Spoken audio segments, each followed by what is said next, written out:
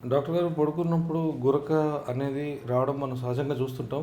So, ఈ గురక వల్ల ఎటువంటి ప్రమాదం ఏమైనా ఉందంటారా?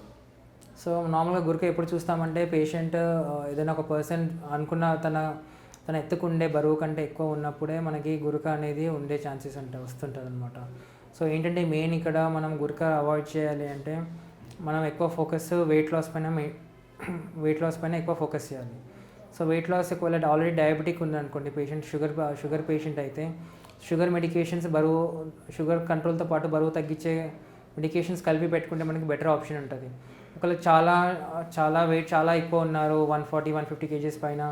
సో, తన బాడీ మాస్ ఇండెక్స్ BMI కూడా మోర్ దెన్ 40 ఉంటే ఖచ్చితంగా బేరియాట్రిక్ సర్జరీ ఆప్షన్స్ తీసుకుంటే దానికి తగ్గట్టు వెయిట్ లాస్ అవుతారు. సో, వెయిట్ లాస్ అయినప్పుడు ఆటోమేటిక్‌గా ఏంటంటే మనకి గురక కూడా తగ్గుతది. సో, ఆల్రెడీ ఇప్పుడు గురక చాలా పెట్టే వాళ్ళకి మనకి ఆప్షన్స్ చాలా కొన్నే ఉంటాయి. సో, ఆప్షన్స్ ఏమేమి ఉన్నాయని మనకి ENT వాళ్ళు కానియండి, సో బేరియాట్రిక్ సర్జన్ చూసి వాళ్ళు ఆప్షన్స్ చెప్తారు.